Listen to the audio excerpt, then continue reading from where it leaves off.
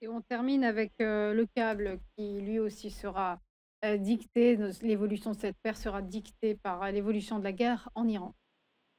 Oui, alors la semaine dernière, donc les ventes au détail au Royaume-Uni ont été décevantes, hein, mais elles n'ont pas enrayé pour autant la hausse du câble, hein. Alors, les seuls chiffres économiques notables au Royaume-Uni seront, comme en zone euro, les indices PMI, hein, ce matin. Donc les traders vont quand même les surveiller et bien regarderont si l'embauche et les prix payés par les directeurs d'achat sont en hausse, hein, étant donné l'inquiétude donc a montré la Banque d'Angleterre la semaine dernière à propos des chiffres au Royaume-Uni, hein. Alors cette semaine, on va avoir le gouverneur de la Banque d'Angleterre, M. Bailey, qui sera aussi auditionné donc, devant le comité des affaires financières de la Chambre des Lords, hein. Alors l'impact de la guerre en Iran pourrait ne pas être plus important pour le câble que pour l'eurodoll, hein, parce que même s'il y a du pétrole en mer du Nord, le Royaume-Uni n'est pas un exportateur majeur de pétrole, hein.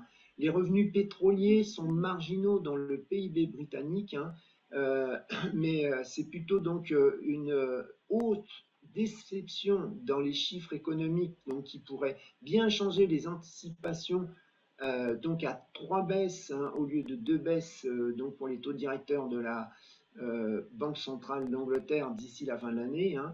Surtout qu'à 4,25%, le taux directeur, le bank rate, hein, de la Banque d'Angleterre, s'avère être maintenant un des plus élevés du pays du G10, hein.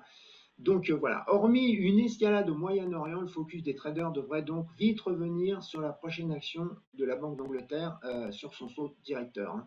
Alors côté analyse technique, là aussi le dollar a monté, hein, le câble a chuté, donc sur son plus haut de l'année à 36,22. Il a ouvert hier soir, enfin il a buté, je veux dire, il a buté plusieurs fois déjà sur son plus haut de l'année à 36,22. Et hier soir, le dollar a monté, donc il y a eu un gap baissier sur le câble avec une baisse de seulement 35 pips, hein, donc et il a trouvé un support momentané sur 1,34, hein. Alors, le vrai et un support un petit peu plus important, ça serait le plus bas de la semaine dernière, un 33 à 82.